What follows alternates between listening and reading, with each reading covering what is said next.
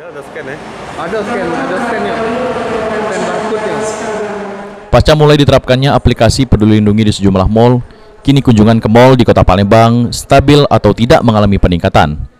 Senior Marketing Komersial PIM Ongki Prastianto Budiman, sejak dimulai diterapkannya aplikasi Peduli Lindungi, kunjungan ke mal statis di angka 7.000 kunjungan mal per harinya di hari biasa dan sekitar 10.000 pengunjung per harinya di akhir pekan, atau rata-rata 50% atau tidak berbeda jauh dari masa PPKM yang hanya di angka 20% kunjungan saja.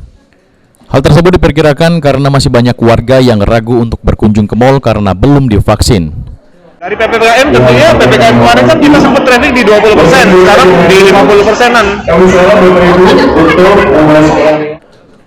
Ongki menambahkan untuk warga yang belum divaksin, sebenarnya pihak mal sudah menyiapkan layanan vaksin bagi pengunjung dengan hanya membawa KTP saja. Sandi Pratama, PAL TV.